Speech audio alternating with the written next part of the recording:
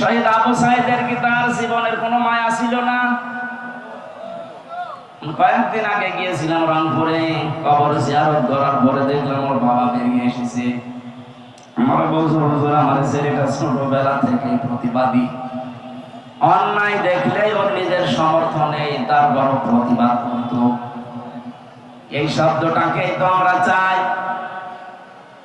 অন্যায় যেখানে হবে প্রতিবাদ সেখানে হবে, তার আরবি নাম জিহাদ।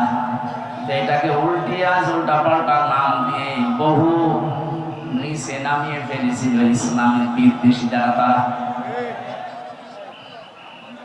তারা বানিয়েছে শব্দটাকে জঙ্গি, টেররিস্ট, সন্ত্রাসী, আরো কত রকমের নাম দিয়ে পৃথিবীর মানুষকে দেখিয়েছে যে এই দেশে জিহাদের নাম নিয়ে বিশৃঙ্খলা তৈরি করার জন্য অনেকে চেষ্টা চালিয়েছে।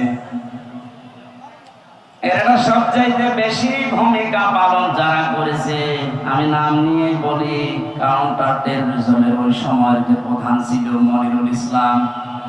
আমার যতটুকু বাস্তবতায় জ্ঞান আছে কোরআন আর হাদিসের উপরে, এই লোকটার অ্যাক্টিভিটিস, এই লোকটার কাজ কামের কারণে, এই তৎপরতার কারণে যত মানুষের জীবনে এদেশে নষ্ট হয়েছে, গুম হয়ে আছে।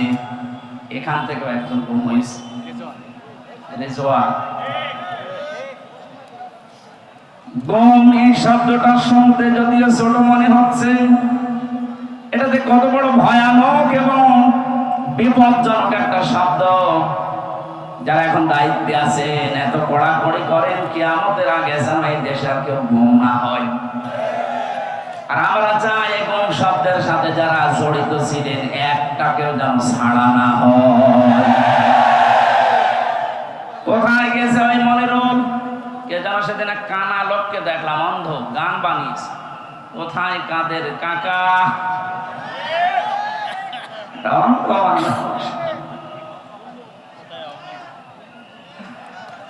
সুতরাং আমরা চাই এই গমের সাথে যারা জড়িত ছিলেন, আয়না ঘর বানিয়ে যারা মানুষকে একদিন 2 দিন না 8 বছর 10 বছর পর্যন্ত,